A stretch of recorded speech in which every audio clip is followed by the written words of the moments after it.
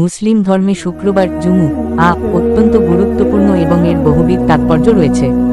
এখানে 20টি প্রধান কারণ উল্লেখ করা হলো। 1. সপ্তাহের শ্রেষ্ঠ দিন। রাসূলুল্লাহ সাল্লাল্লাহু আলাইহি ওয়াসাল্লাম বলেছেন, সূর্য উদিত হওয়া দিনগুলোর মধ্যে জুম্মার দিন শ্রেষ্ঠ। সহিহ মুসলিম। 2. আল্লাহর বিশেষ অনুগ্রহ। এই দিনে আল্লাহ তাআলার বিশেষ রহমত ও বরকত বর্ষিত হয়। 3. গুনাহ মাফের সুযোগ। এক জুমা থেকে অন্য জুমা পর্যন্ত সংঘটিত ছোট গুনাহসমূহ আল্লাহ ক্ষমা করে দেন, যদি কাবিরা গুনাহ থেকে বেঁচে থাকা যায়। 4. সমাজে ঐক্য সৃষ্টি। জুম্মার নামাজে মুসলিমরা একত্রিত হন, যা সামাজিক বন্ধন ও ভ্রাতৃত্বকে শক্তিশালী করে। 5. ইমানের নবায়ন।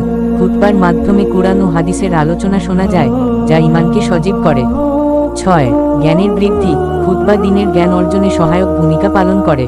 7. দোয়া কবুলের মুহূর্ত।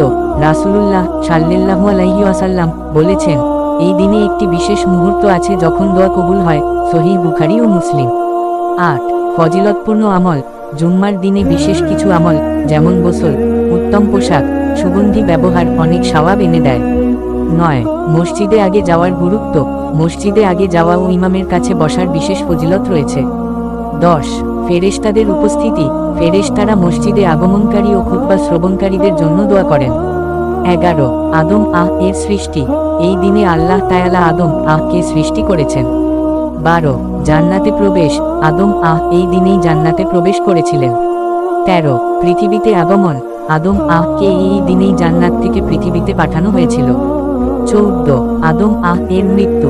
কারো কারো মতে আদম এই দিনেই ইন্তেকাল করেছিলেন। 15. কিয়ামত সংঘটিত হওয়ার দিন।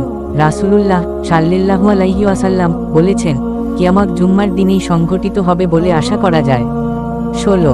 গরিবের হজ। জুম্মার নামাজকে গরিবের হজ বলা হয়, যা আর্থিকভাবে অসচ্ছল